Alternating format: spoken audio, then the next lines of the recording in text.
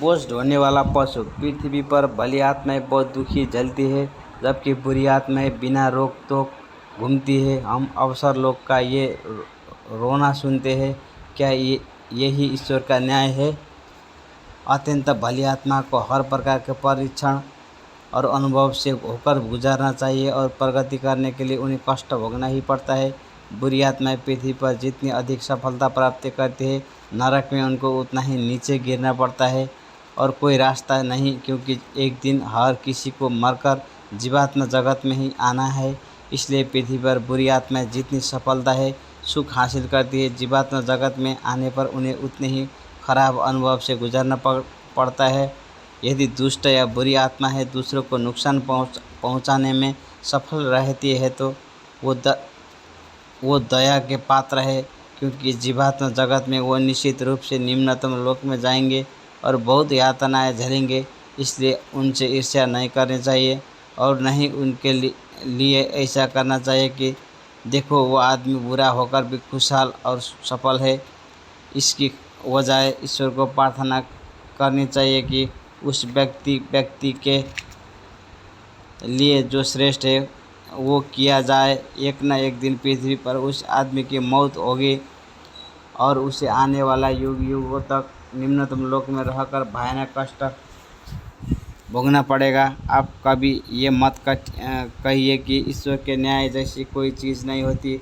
जब बुरी आत्माएं अपनी हद से आगे बढ़ते हैं तब उन्हें सबसे ज़्यादा कष्ट भोगना पड़ता है। निम्नतम लोक का अर्थ है पुष्प अंधेरे में सीलन भरी सर्द बाजार चट्टानें, जिन पर चारों ओर रेंगने वाले जंतु रहते हैं। प्रकाश की एक नई किरण अथवा किसी भी अच्छी चीज़ के दिखाई पड़ने की कोई उम्मीद नहीं होती। इन दुष्ट प्राणियों के अंग विकृत होते हैं और इसलिए उन्हें रेंगन के लिए मजबूर होना पड़ता है। उनके चेहरे भयानक होते हैं और उनके कपड़े फटे पुराने चिथड़े होते हैं।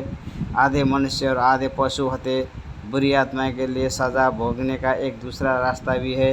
यह आप सबसे रूप से पश्चाताप करते हैं और सच्चे मन से ईश्वर को पुकारते हैं कि आप बोझ ढोने वाले पशु के रूप में जन्म लेकर कष्ट सहन करते हैं। ये निम्नतम लोक में जाने से तो कहीं अच्छा है।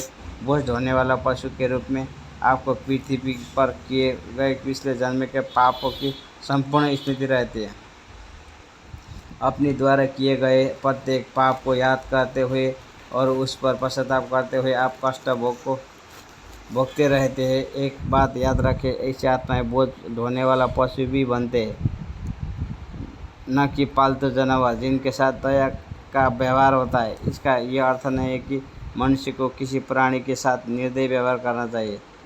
भली आत्माएं कभी पाप करना नहीं चाहती, क्योंकि बुरी आत्माएं वाली जगह पर उन्हें रहना बिल्कुल पसंद नहीं है। ये जगह इतनी भयानक होती रही है कि हम इसका शब्दों में वर्णन नहीं कर सकते। यदि कर सके तो बुरी आत्माओं को सुधारने की कोशिश कीजिए ताकि उन्हें निम्नतम लोक में न जाना पड़े। यदि वो अपने दुष्कर्मों के सफल रहते हैं तो निश्चित रूप से कुछ ही वर्षों में उनके लिए स्थिति बहुत बुरी होगी। इसलिए ये आपके कर्तव्य है कि आप उनकी सच्चाई है परिचित कर उन्हें सुधारने के दृढ़ प्रयत्न करें। उनके प्रति अच्छा बनकर उनको कर मुक्ति में कभी भी उन्हें प्रोत्साहन मत दीजिए, बल्कि उन्हें ये बताइए कि वो कितने गलत है।